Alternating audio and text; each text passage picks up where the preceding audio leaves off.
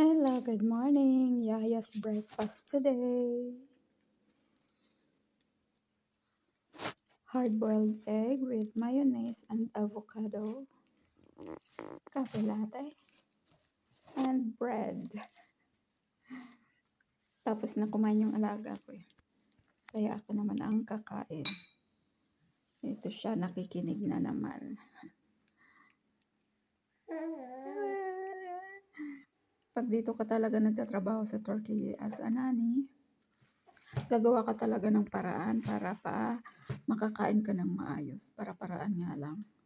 Kasi kung antayin mo sila, yung mga amo, antayin mo, at kakain ka din, ano na yun, masyado nang late.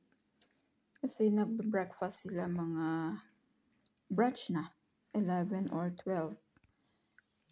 Minsan nga, alauna kumakain sila ng breakfast nila. Tapos, wala nang lunch, diretso na lunch yun. Pero yung pagkain nila for breakfast. Are you done, Taya? Are you full? Happy tummy? What did you eat? Avocado and cheese and egg yolk. Yeah, you love it? You love your food?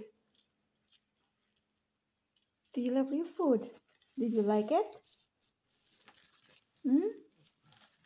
Yeah, you're so messy. Making a mess. Look at it. Ganyan siya.